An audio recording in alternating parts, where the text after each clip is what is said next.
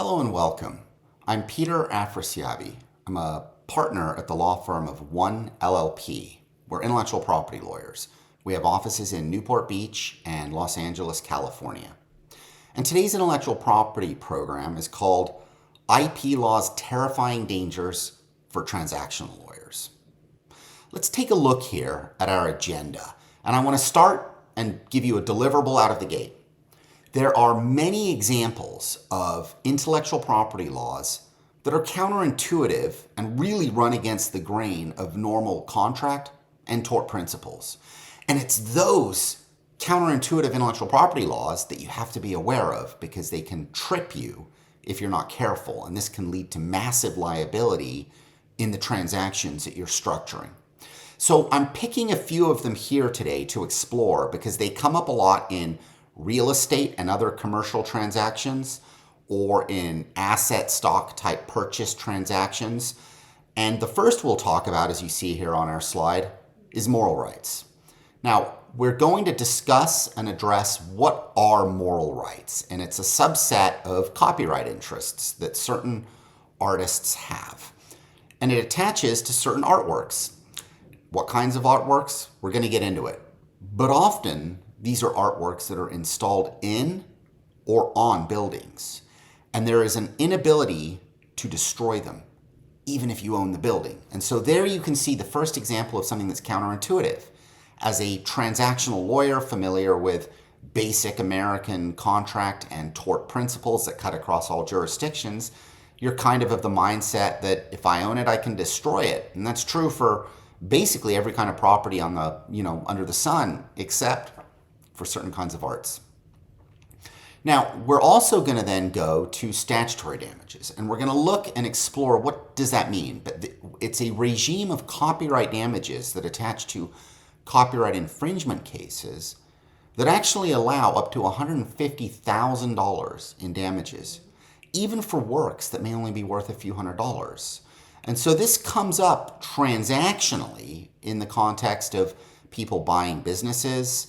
Perhaps you're buying an existing operating business that has some websites and advertising that's being done, and within that website or online or even offline advertising, there's uses of photographs occurring, and those uses of photographs, maybe there's rights, maybe there's limited rights, maybe the rights don't travel to new owners, and continued use of an operation of that may well trigger this liability regime. The other aspect of copyright that we will look at today is the idea that copyright ownership may well vest ownership of an asset you're buying, not in the seller who you're buying it from, but in the independent contractors who made it for the seller. And again, here we have another counterintuitive concept that runs against the grain of basic laissez-faire contract principles, right? I hire someone on a 1099 basis to create some copyright code for me, for example, for my software. I pay him, I own it. We all understand that. But it turns out from a copyright perspective, unless you have the right agreements in place, that 1099 independent contractor still has rights.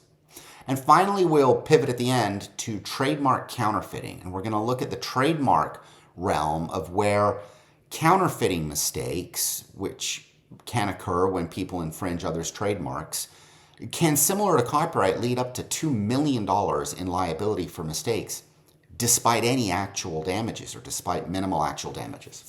And so for all four of these categories that I'm going to talk about, I want to tell you right now, all of them are cases I, as an intellectual property litigator, have actually litigated over the years. And so all of these are real-world, terrifying examples of what can happen to underlying business owners when in the underlying transactions they're not aware of the liability regimes that may exist, or they haven't cleared things with intellectual property lawyers to make sure that when you think you've dotted your I's and crossed your T's, you've really dotted your I's and crossed your T's. And so let's start really. You can see here on our slide, we've got a basic real estate transactional hypothetical scenario that I want to lay out. And then we're going to use this petri dish, which comes from real cases we've actually litigated.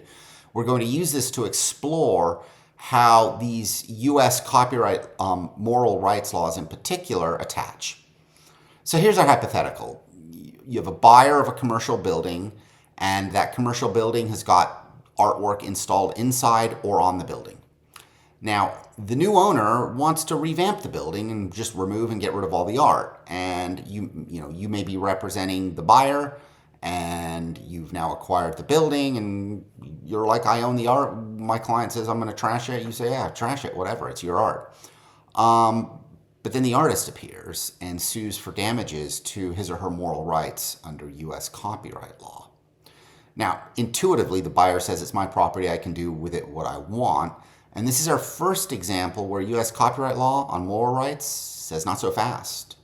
This is not an example of traditional asset ownership and laissez-faire contract principles. So let's get started by addressing the question of what are IP-based moral rights. And you see on our slide here that this concept is built around the idea that there is an ability of authors or artists of certain works to control the fate of their works, even once those works are sold.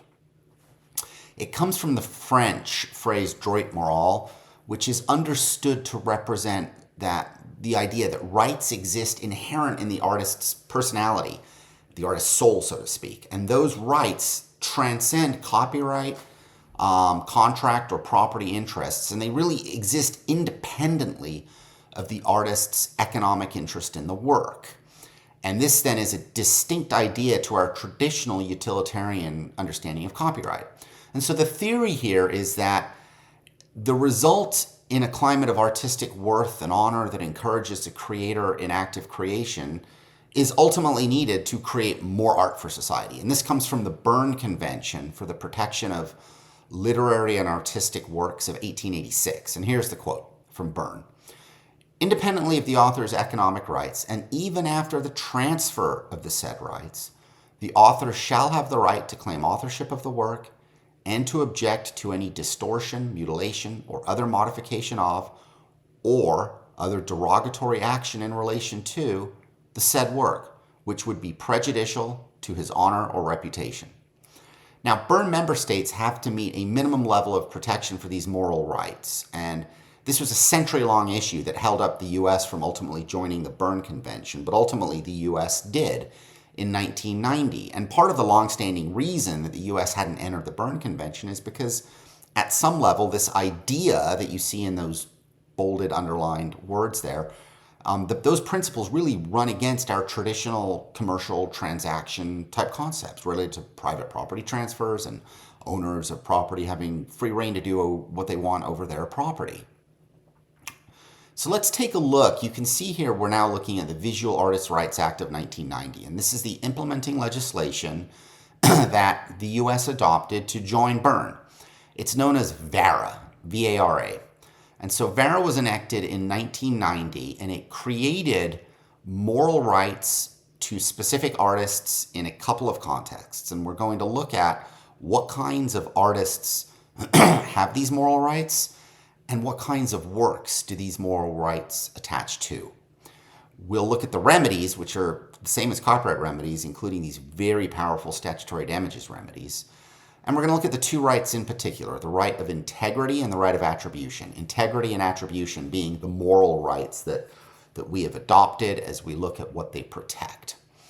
Now, we're going to start, before we dive deeply into the law here, I want to take a quick gander at VARA's legislative history explanation to help contextualize for you this statutory language we'll look at, and then some case law we'll look at in terms of how this has been then applied to people who bought buildings and experienced the horror of finding out that that artwork they own in a building they can't actually destroy.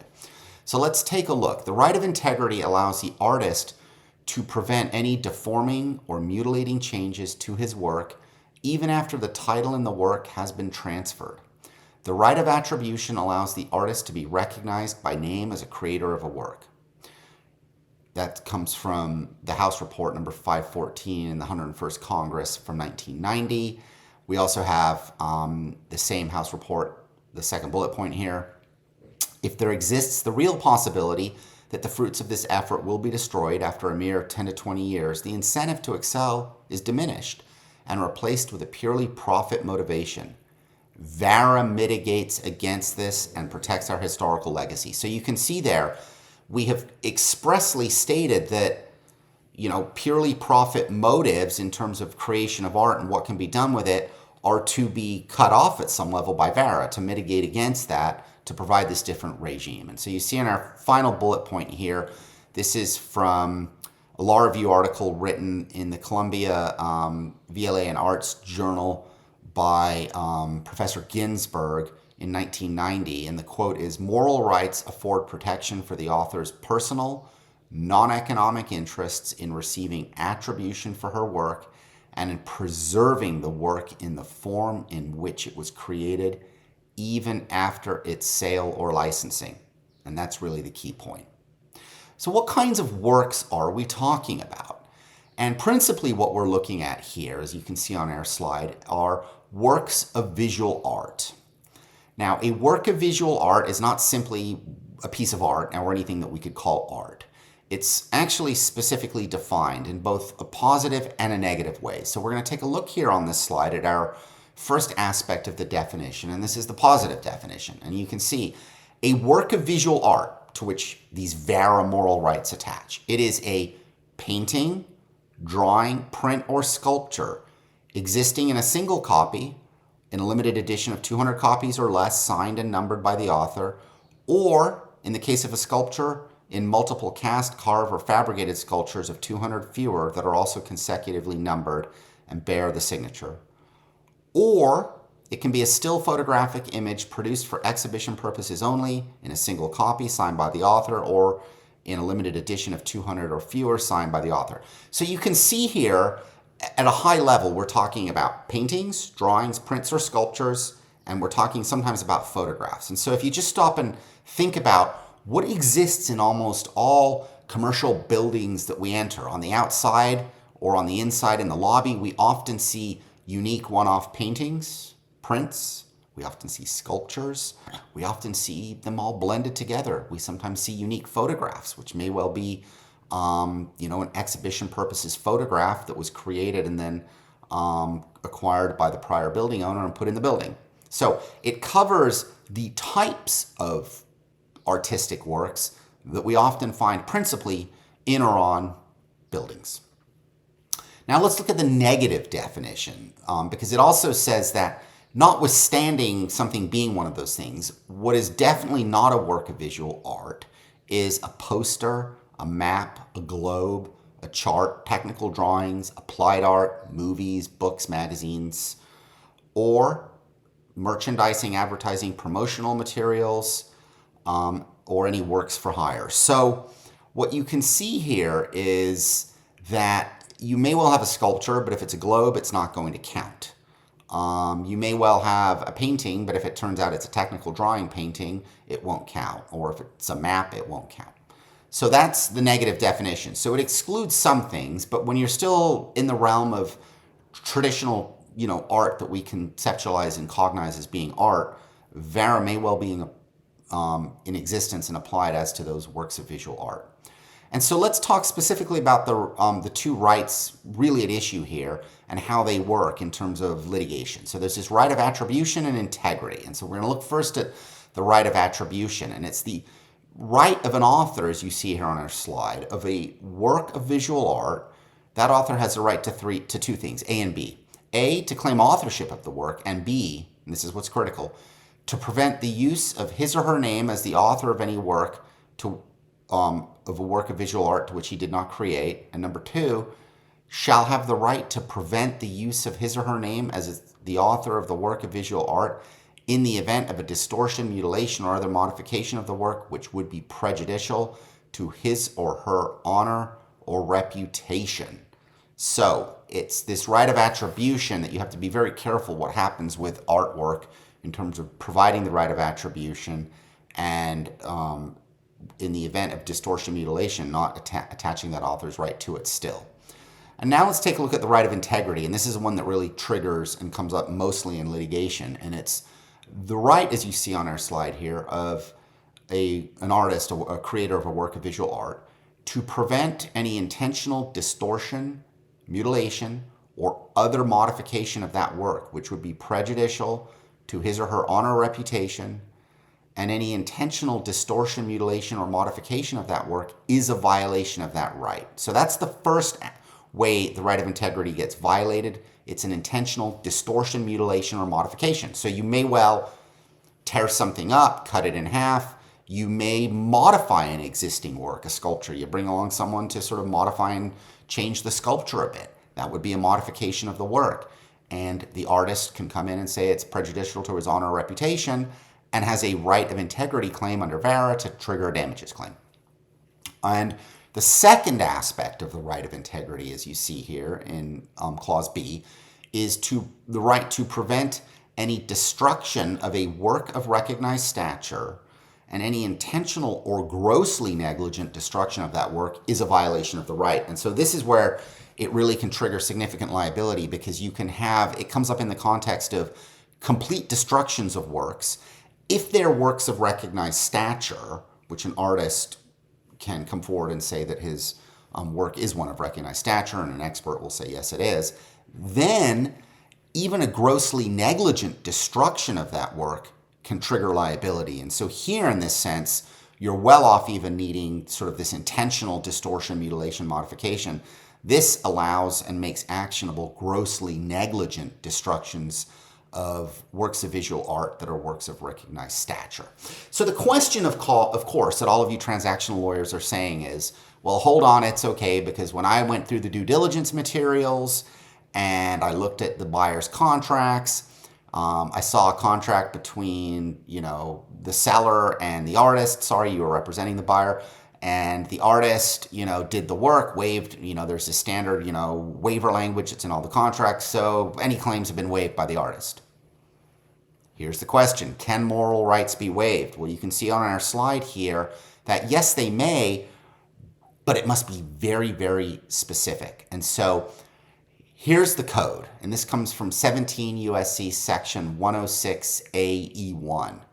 Rights may be waived if the author expressly agrees to such waiver in a written instrument signed by the author. And here's what's important: the waiver instrument shall specifically identify the work and the uses of that work to which the waiver applies. And the waiver shall apply only to the work and uses so identified. So this is what's so critical. Often just standard template contracts, some person contracted with an artist to create something, and there's just your standard terms and conditions. It's just got some standard waiver clause. It won't list what the waiver is specifically applying and attaching to, and the waiver has to actually attach to the work and say, I, the artist, waive my rights under VARA to this work. What work? Sculpture called ABC Sculpture, and the waiver applies so that you can now go and destroy the work or use it in some other way, distort it, mutilate it, modify it, whatnot.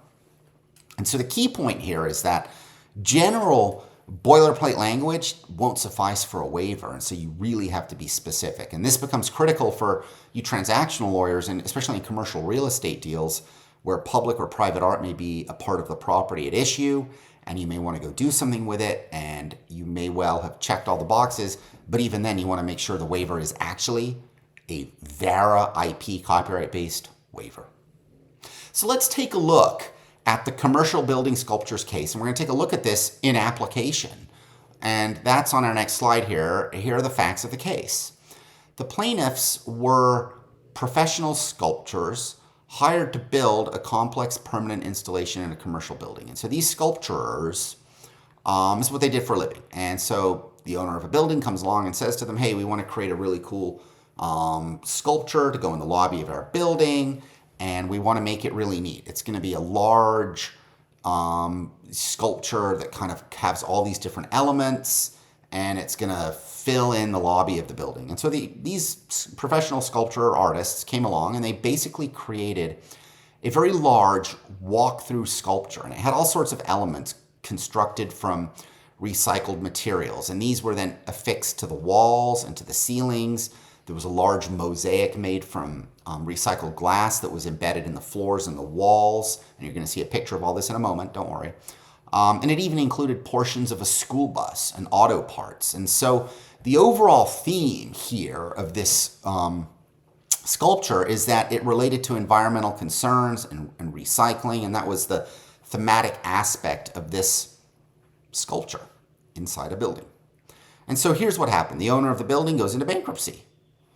And, someone then acquires the building out of bankruptcy. That someone we will call a defendant because they became a defendant.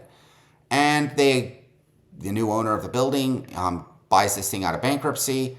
The artwork was under construction. It wasn't even fully done at that point. And the new owner of the building tells the artists, I don't want this anymore. We're getting rid of it. Stop your work. Vacate the building. We're going to get rid of this thing. So the artists go to court and they file a federal court lawsuit to stop the destruction of their artwork by the new owners and to get an injunction against the new owners to deny the new owners the right to destroy that sculpture in the building that the new owners had just acquired. So let's take a look here on this slide at the sculpture. And so there you see various photographs showing you the sculpture, and you can kind of see this. You see on the left, you see our elevator in the building, and you can see on the floor this mosaic. You can see it going up the walls and into the ceiling with all this sort of artwork and painted, glass and mosaic work all around. There's even there, and on the right, you can see portions of this school bus and how it had been taken apart and used as part of this sort of sculpture. And needless to say, the new owners of the building just didn't really think that a commercial building with that stuff in it made any sense. And so let's see what happened in the litigation. And this is the Second Circuit case of Carter versus Helmsley Spear Incorporated. And you see on our slide here, it's reported at 71 F 3rd 77, and it comes out of the Second Circuit in 1995. And so here's what happened in the trial court. The district court says that this entire sculpture is one large work, as opposed to maybe 10 or 15 different works, each of which would be entitled to its own statutory damages claim for destruction. And this is the first important point. There was artwork, there was a mosaic, there was the school bus you saw, there's the ceiling. The plaintiffs could say that's 25 works you destroyed. Each one's 150 grand. I need my, $4 million odd dollars or whatever it is. The district court said, no, this is all one work, but it is one work of visual art as a sculpture.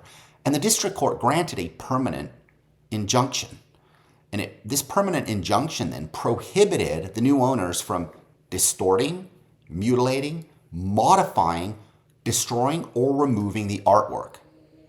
Now, the defendants, you can imagine the new owners of the building who got this thing out of bankruptcy were horrified. And their basic argument was that, look, this shouldn't be a work of visual art. You should consider it applied art because it was, 2-3-dimensional ornamentation fixed to utilitarian objects. It was parts of a school bus and other auto parts in there. And so this should be called applied art, shouldn't it? Which, remember, was part of the negative definition of a work of visual art.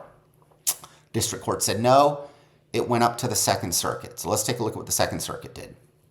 The Second Circuit said, look, even if some of these elements are actually of a utilitarian nature, the sculpture as a whole is still a work of visual art and should not be treated as applied art. And so what's key here is that a work of visual art can even include portions of what is indeed applied art, giving this a very, very broad definition that attached to that sculpture, thereby denying the owners of the building the right to destroy it, or, in other words, granting a massive property right to those artists to demand a transfer of money to allow their work to be destroyed. And if you stop and ponder this on the front end, transactionally, the original owner of the building, they should have just had a clear VARA waiver in there, and there's almost no doubt that the artists would have, for the money they were being paid to create the sculpture, been perfectly content to do it. And it's a negotiable term that doesn't hold up and doesn't create financial suffering on the front end, or maybe you pay a small premium for that term, but it avoids this massive expensive litigation and the risk then of, having to pay a fortune to get the building turned into the building you want. This then will take us to the 5 Points building graffiti case. And this may be a case that many of you as transactional lawyers have actually heard about. It's terrifying because it may have filtered its way into the transactional publications that you read, because at a high level, 30,000 feet, the jury awarded almost $7 million to artists whose graffiti on a building was destroyed by the building owner. And that's the type of thing that gets some attention. And when you add in fees, you're pushing $8 million. So let's take a look at what happened here on our slide. And this is the 5 Points building graffiti case. Graffiti artists had painted for a long time on the walls of a dilapidated warehouse. And this is a series of just warehouse buildings that were in New York. And this had become a space that artists came to and did their aerosol or graffiti art. And this had been done with the consent of the building owners, and it had sort of, these were dilapidated old warehouse buildings. It just sort of became like an art central place for graffiti aerosol artists. So some new owners one day acquire those buildings, and they wanted to demolish the buildings and get rid of the art and, do the thing that new owners of buildings do with, old warehouse dilapidated buildings in terms of refurbishing, rebuilding, gentrifying, and the like. What happened is the plaintiff artists didn't find that funny, and so they filed a federal court lawsuit to stop the demolition. A preliminary injunction was denied. And as a result of the denial of that preliminary injunction, the defendant owner said, fine, I'm going to go destroy the artwork, and I'm going to just whitewash it, paint it all over, get rid of it. Now, this ends up becoming a fateful event that has problems down the road, because no steps were made to let these artists come and perhaps do something to save the art. And as was later recounted by the trial court, it was simply an act of pure revenge and nastiness towards the artists who had dared sue. And it goes to show the owner had done this. The preliminary injunction was denied, so the owner said, I can do whatever I want. But again, procedurally, no, you can't. That was just a denial of a preliminary injunction. It doesn't mean ultimately you're going to win the case so that you can do whatever you want with it. And so proceed very, very carefully. And so what happened is, plaintiff artists said, fine, we're still going to trial. And they went to trial. They impaneled a jury eventually. The jury concluded that, yep, that graffiti art was of recognized stature, and it was grossly negligently and or intentionally destroyed. And given the nastiness of sort of how it was just the pure PK and revenge, as you see, the jury awarded the maximum, $6,750,000, which was basically the maximum being $150,000 per work times the number of works, that got to $6.75 million. So let's take a look at this art that was destroyed on these buildings at 5 Points. And so there you see on the slide a photograph of these buildings covered in, graffiti, aerosol art, some of it's, like characters, scenes. There's a helicopter there. There's logos and the like. And that is what the owners of the buildings got rid of and ended up losing $7-8 million. So it's a very, very critical lesson to stay aware of as transactional lawyers in terms of what art even is on buildings, and to be careful when you maybe acquire an old dilapidated building that's got graffiti art on there. You need to source and get to the bottom of what happened and could there be rights. Now let's take a look after these pictures on this slide about what happened at the Second Circuit when this went up on appeal. The Second Circuit panel held that the jury finding was perfectly correct.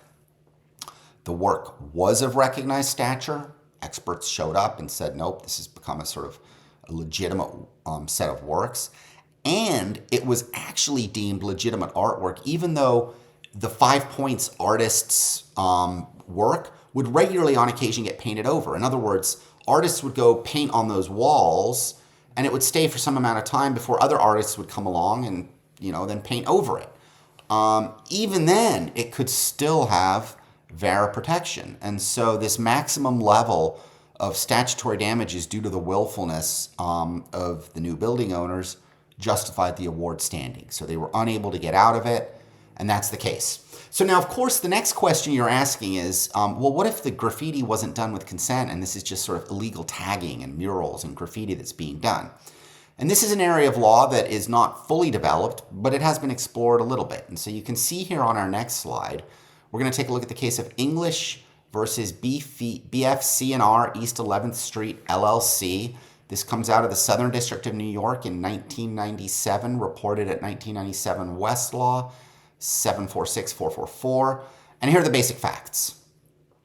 You had several artists who were painting murals on buildings without permissions. And so there you can see a picture there of one of the murals that have been painted. And this was being done without permission.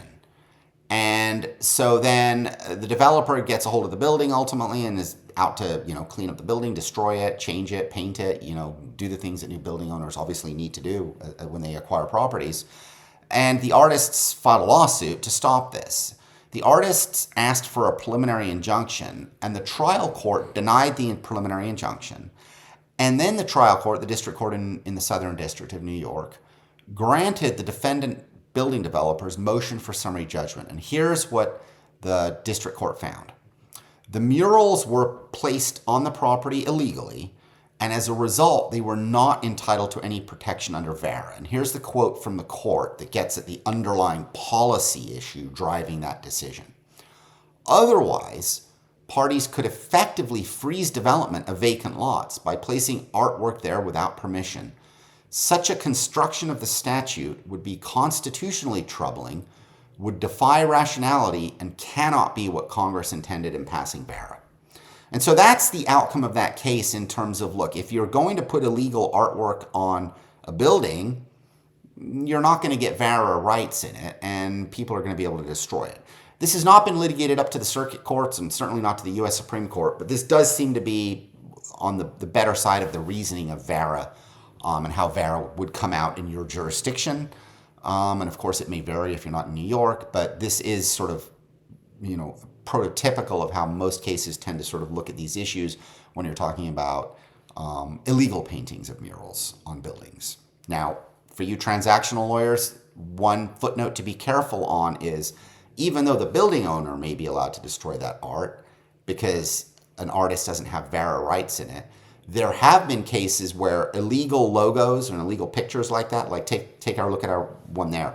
You can imagine hypothetically some clothing company comes along and says, oh, I really think that's a cool looking pink heart. I'm going to use that, in my advertising campaign, or I'm going to put it on the back of my jeans or on t-shirts and sell it.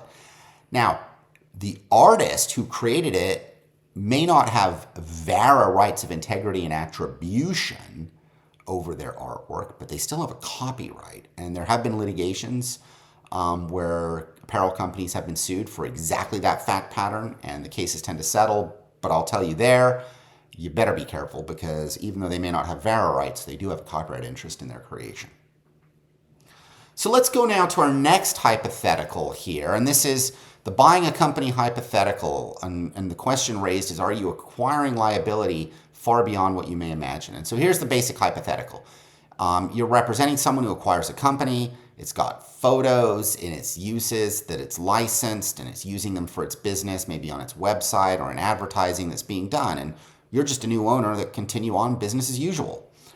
But often in photography licenses in particular, they're not signable. And you may look at it and say, well, it only costs, $100 a year to license the photo. It's the same business using the same photo. Nothing's changed other than the owner. And yeah, it wasn't assignable. And so we should have gone and negotiated a new license with the copyright owner. But it's a $100 mistake, right? Not so fast. You may owe $150,000. So let's talk real quick here about what things fall within the copyright realm. And you can see there, music, there's a picture of statues, books, film, photograph, artwork, software, clothing designs, even pantomimes, choreographs. All manner of things fall within copyright to which an infringement has a $150,000 potential penalty. And here we're talking about photographs. And so now on our next slide, we're going to get deeply into this idea of statutory damages versus actual damages. What does this mean? How does this work? And for copyright infringement, there's actually a two-tier damages regime. And this is really just unique across almost all areas of law. And here's what the copyright statute provides. And this is 17 U.S.C. Section 504, but it allows a plaintiff, as against an infringer, to hold the infringer liable for either actual damages as well as whatever profits the infringer made. That's one bucket of money that you can get. Or statutory damages as provided by subsection C. What does subsection C say? Well, here you have it. The copyright owner may elect at any time before final judgment is rendered to recover, instead of the actual damages and profits, an award of statutory damages for all infringements for which anyone is liable. And the sum is not less than $750, nor more than $30,000 as the court considers just. But if the infringement was done willfully, the court in its discretion may increase the award up to $150,000. And so what you see here then is we have a regime of liability where the actual damages and the profits, maybe the licensing from the photograph, the actual damages is $100. And maybe, the defendant can show that I didn't even make any profits from it. So the actual damages world is $100. The jury will also figure out what the actual damages are. Maybe they say it's $100. But the plaintiff also gets to put before the jury, I want statutory damages. And I think I should get somewhere between $750 to 30 grand. And if it was willful, take me up to 150 grand. And willfulness, by the way, in the Ninth Circuit and most circuits, it doesn't have a high mens rea of intent or maliciousness. It is simply reckless disregard can constitute willfulness. So now all of a sudden you can see a scenario where, some reckless disregard type behavior could lead to a huge punishment of up to $150,000 for something that you look at and say it's not worth much. And then you're also paying attorney's fees. So this is why it can be absolutely terrifying if you're not careful. And here is the typical jury instruction you see on our next slide here. Given in the Ninth Circuit, it's Copyright Jury Instruction 17.35. And this is the standard recitation of the law really around the country across all circuits. And it tells the jury the factors they may consider when they're trying to assess how much to give in statutory damages. And so one of the factors you look at is sort of actual damages. You see that in the first two. What's the revenue lost by the copyright holder? Number one. And what's the profits earned by the defendant as a result of the infringement? And that kind of gets at the actual damages and profits. And so those are relevant for a jury to consider when figuring out how much to give. But it's not the be-all, end-all. Keep going. Factor 3, the need to deter future infringement. Number 4, the need to penalize the infringer. Number 5, the circumstances surrounding the infringement. And number 6, whether this was done intentionally. And so as you start looking at that jury instruction, you realize the law has now put before the jury the need to take account of punishing, deterring, penalizing.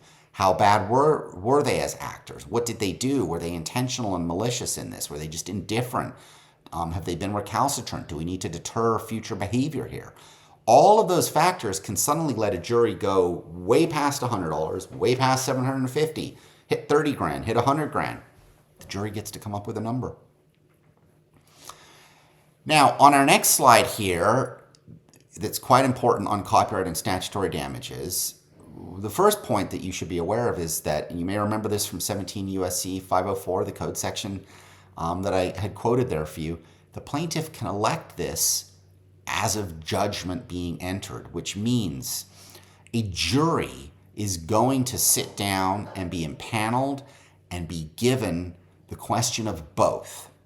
And so what's critical here is the jury's got wide discretion, of course, in determining the amount of statutory damages, constrained only by the specific, maximum and minimum numbers. This is really important. So the jury's being told you've got wide discretion. The law is going to defer to a jury on that discretion.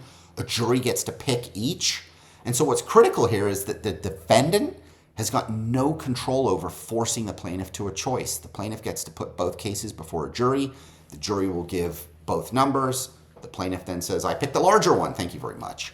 And what's key then here, again, and this is like the VARA issue that's a little counterintuitive, both on kind of ownership of assets. Here we've got another counterintuitive contract tort type principle at play, counterintuitive for transactional lawyers who may not be familiar with this, and that is that the damages being awarded here can be completely divorced from typical concepts of actual damages. What are my actual losses? What are the ill-gotten gains of the defendant? And those concepts really animate contract tort law, our remedy structures by and large. And this is an exception, and it's a massive one, to those very normal principles of contract tort law. So the way this sometimes comes up is, and like I said, we've literally litigated the hypothetical case I've given you. New building owner gets a hold of a building. Maybe they look at their agreements, maybe they don't. maybe they don't care. They're like, whatever, it was $1,000. We'll just license photos again if anyone complains. They're just kind of indifferent to it, and they walk into a buzzsaw. Very, very expensive one, I'll tell you. And we represent a lot of artists and photographers in our intellectual property practice who end up being in the situation of being plaintiffs in these situations. For example, one case our law firm recently had was that basic fact pattern, the largest statutory damages verdict in history for photographers, to the tune of several $1,000,000. And so that these are very, very real situations that have very, very significant and horrendous real world consequences. And so on the front end, this is why we provide this information in this program for you. As a transactional lawyer, you want to dot your I's and cross your T's so that your client doesn't end up tripping into some massive liability and then maybe come and blame you, right? So let's go to our next hypothetical here, and this is sort of buying assets and buying intellectual property assets in particular. And the question we're asking is, does the seller really own them? So here's our basic hypothetical.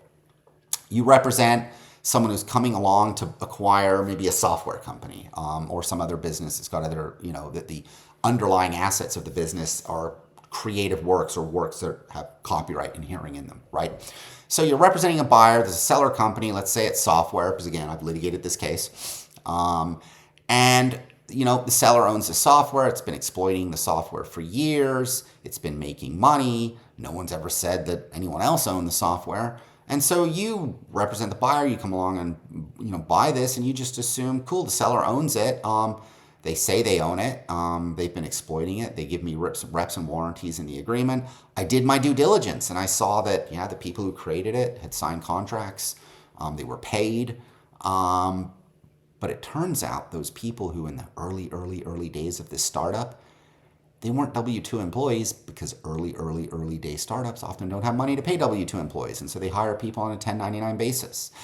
And didn't get copyright lawyers to look at those 1099 independent contractors agreements that they were entering with the software developers.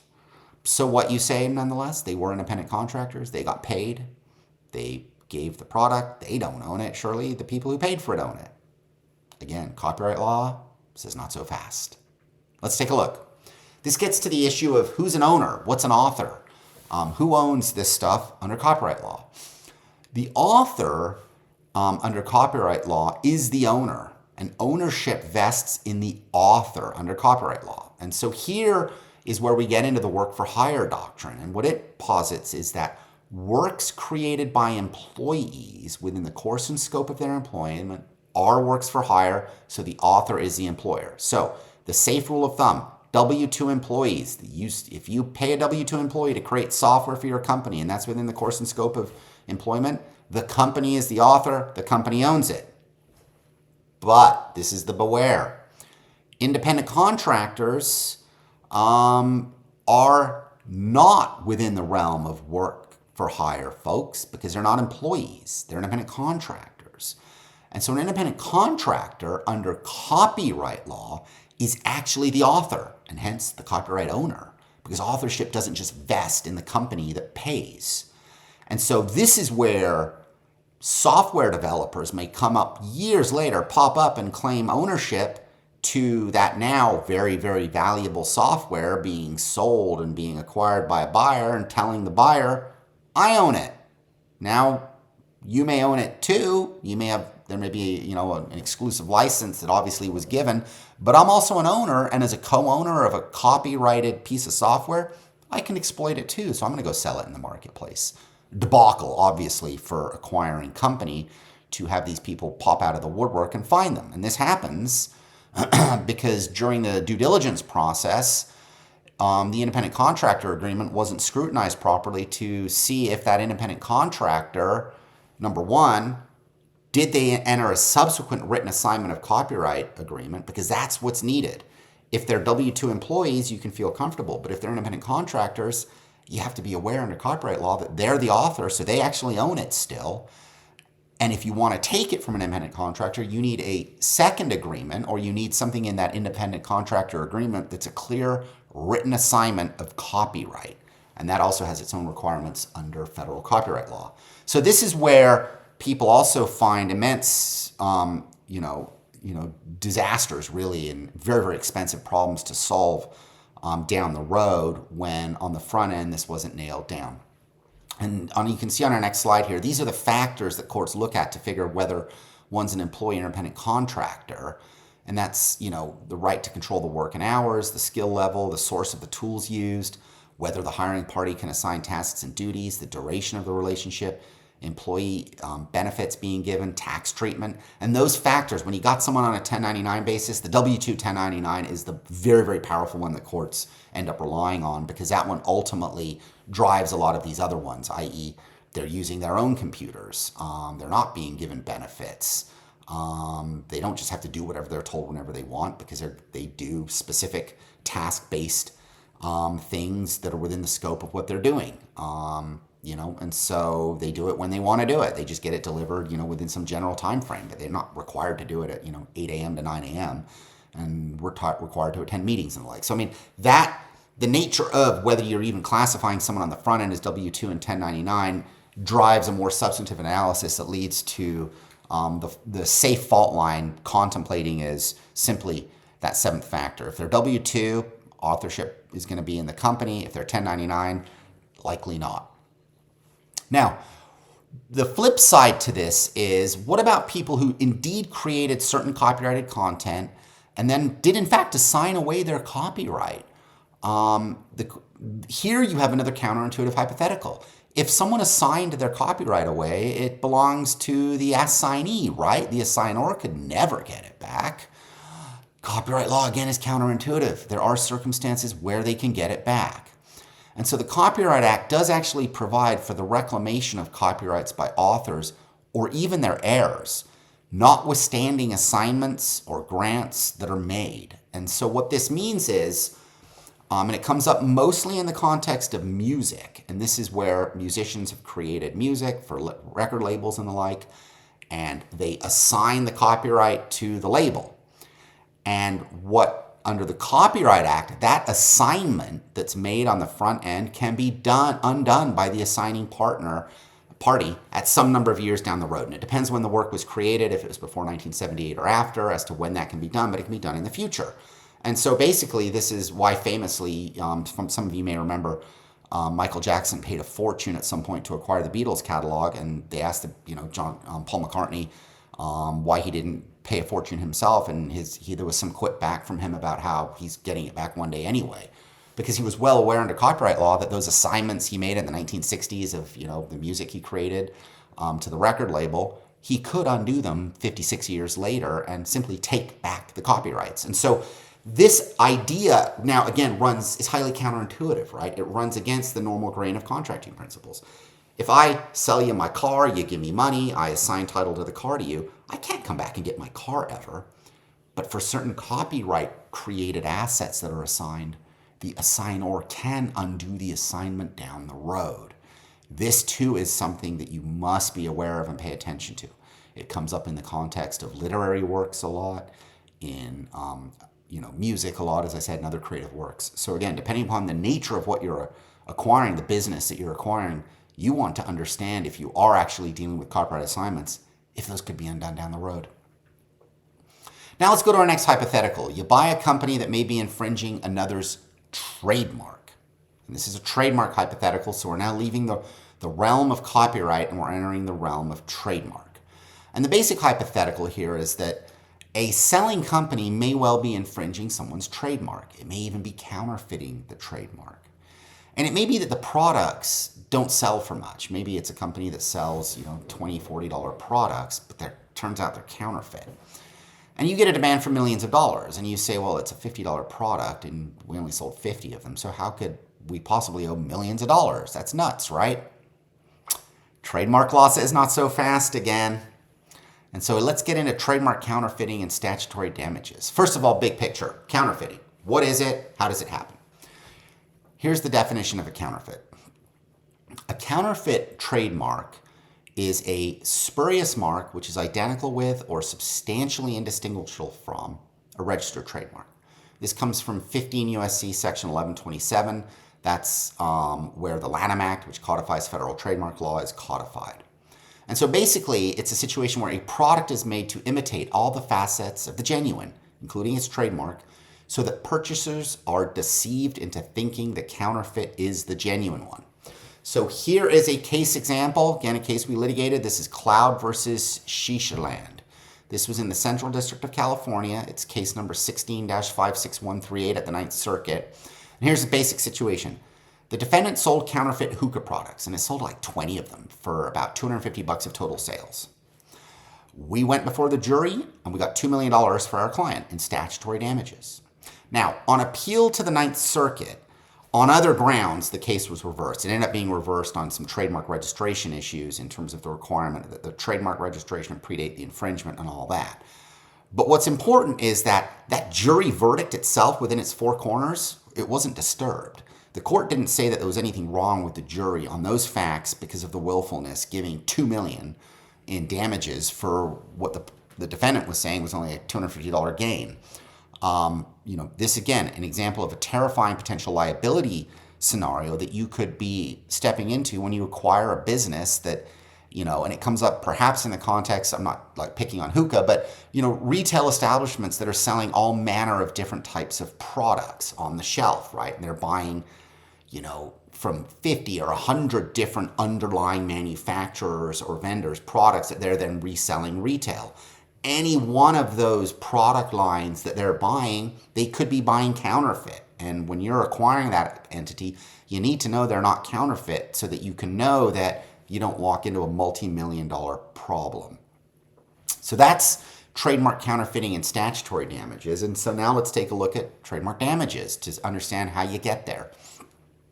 And this on our next slide, you can see it's 15 USC section 1117C. And here's what the U.S. Code says on trademark damages. In a case involving the use of a counterfeit mark in connection with the sale, offering for sale, or distribution of goods and services. And so let's just pause there. It can even be the offering of sale, not even an actual sale. The offering of sale of counterfeit is unlawful. The plaintiff may elect at any time before final judgment is rendered by the trial court. So here again, we have plaintiffs being able to do the same thing in trademark counterfeiting that they could do in copyright infringement on eligible works for statutory damages, and that is ask a jury to give you both so you can pick the greater of the two. So at any time before final judgment, instead of actual damages and profits, which are available under subsection A, and that's like the actual damages and profits available in copyright, an award of statutory damages for any such use in connection with the sale, offering for sale, or distribution of goods or services in an amount of, number one, not less than 1,000 or more than 200,000 per counterfeit mark per type of goods or services sold, offered for sale, or distributed as the court considers just, and the jury gets to pick that number. Or if the court finds that the use of the counterfeit mark was willful, not more than 2 million per counterfeit mark. So if it's a willful case of counterfeiting and the jury assesses willfulness, then the jury can say, you had one counterfeit hookah product, you may have sold 10 of them, but it's the same product, it's one counterfeit mark per type of good. I can, if it's non-willful, go between 100 and 200 grand, or if it's willful, I can go up to $2 million. And so that's a scenario of trademark damages and how powerful they are when we're talking about trademark counterfeiting damages as a hypothetical. So this is bringing us to the end of our program here, and the big picture conclusions and why this is so important to you is that there are so many different areas of intellectual property law, from copyright to trademark, and there are more that I can do other programs on, but today we have to focus in on a few. But what we have often are intellectual property rules and laws whose underlying rationale and operational principles really run against the grain of a lot of our conventional contract and tort law ideas. And those conventional contract tort ideas really undergird business and commercial transactions all the time, especially when you're talking about businesses just doing what they do across all different business areas in all 50 states. It's real estate, it's non-real estate, it's just commercial, whatever it may be. the very operating principles that you operate under as transactional lawyers, of course, make sense because 99% of the time, those root contract and tort law principles are correct. But you can make assumptions based on what are truly generally accepted legal principles that are fatal in the intellectual property realm. And so the key point I would say before we do a little bit more of a summary here is do not assume anything.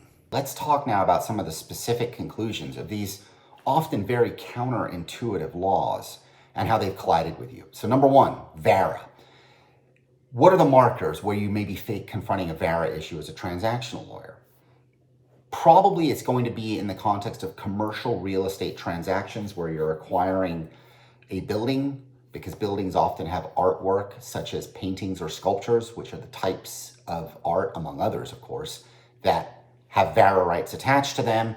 And those are often in commercial buildings, but it could be other assets that are acquired where this type of art exists. There's all manner of places, but that's one place to look. And this is important because what you need to now focus on is this counterintuitive idea that goes really against the grain of contract tort law principles that you as the owner of the building, your client as the owner of the building, may not own the right to destroy that art. Whereas, of course, the couch, the TV that you buy, you can destroy. It's yours. Not so here. So we have to tread carefully. And then embedded within that, as you do your due diligence, what's particularly important is to make sure there is a real VARA waiver as opposed to a soft waiver, which won't be enforceable. And this is the other area of law that is a little counterintuitive, and some perceive it as even being paternalistic, but it is indeed something you have to be cognizant of, such that you remember, even if you see a waiver, it must be specific and satisfy federal copyright law to be enforceable, which means it must identify the work at issue, painting XYZ or this sculpture, and the uses to which the waiver is applying, i.e. you have the right to do whatever you want with it, destroy it, mutilate it, and the like. So you want to have a clear waiver and be clear of that. Now, the other area where we confront these issues is substantive copyright and trademark damages areas. And this is where we saw this counterintuitive idea of damages being very, very different in certain statutory damages regimes in these narrow areas of intellectual property that are distinct to traditional tort and contract damages. And they can be very, very punitive in nature as the perception of the defendant would go, because they are designed by law to quantify remedies and damages beyond real losses or real gains. And this is extremely expensive as a lesson to learn, obviously. And so you want to, as a transactional lawyer, be cognizant of where could this pop up. One very common one is we see all the time are transactions where companies or operating businesses are being acquired. And those underlying operating businesses that you acquire, especially as all businesses are, they're consumer-facing or even business-to-business type facing businesses, are employing photographs, often for advertising or on their websites. And photograph licenses in particular, and a little bit more in photographs we find than other areas in distinction to others, the licenses are often very, very curtailed and constrained. You can't just, if ownership changes, even though nothing else changes but the owner, the license terminates. Be careful. Look for that in your due diligence. But it's not just obviously photographs. It's also retail type businesses that are selling products. And the hookah example we gave you, it's not to pick on sort of the hookah industry, but it's a good example of the type of operating business that could be selling counterfeit products where you're acquiring that business. You may not know it. They may or may not know it themselves. Who knows? They may not tell you. But there you're talking about consumer-facing retail businesses that have hundreds of different products on their shelves coming from all these different downstream distributors, creators, manufacturers, and the like, and they're all coming in through different sources. One source in could be counterfeit. You want to be aware of that so you don't find yourself staring down the barrel of a multi-million-dollar verdict for what you believe is only a small multi-hundred-dollar fine. And then the final issue we're going to look at is this sort of substantive copyright ownership asset. Who owns the asset you're buying? And this can be now, this is why that slide was important on all the different areas where copyright touches. Software, movies, music, books, you name it. If the underlying asset of the business that you're acquiring is important in a copyright sense, because it inheres in copyright, you have to make sure you know who owns and is the author of that copyright. The one who paid for it is not necessarily the owner, and that's the collision between copyright and traditional legal precepts. Independent contractors will be the authors and will own it, even though the company may have paid that independent contractor a lot of money to make the copyright. And the company certainly has perhaps an exclusive irrevocable license, maybe not, but some sort of a license to use it. That's true, but they don't own it. And co-owners in copyright can both exploit. You don't want to find yourself there. So you want to make sure that if indeed it was not done by W-2 employees within the course and scope of their employment, so you're locked down, and it was done by independent contractors, you need to lock those independent contractors down pre-transaction. Just go to them and get an assignment. Or if you do find an assignment in the file that, there's standard terms and conditions of an independent contractor, someone had some standard form agreement, it had assignments in it, make sure it's the right assignment. Don't just see assignment, oh, I assign everything, done. It needs to comply with federal copyright law, and there are specific requirements there. So that's the sort of highlight of where we are. And then the flip side, of course, is even where you have an assignment, years down the road, it can be undone. That may or may not matter depending upon the underlying intellectual property that you're dealing with. For music and movies, it obviously does because it's still valuable and important 40 years later. Software, perhaps not so much. In 20, 30 years, a given piece of software today probably won't even work because things change so much. But that may not be true.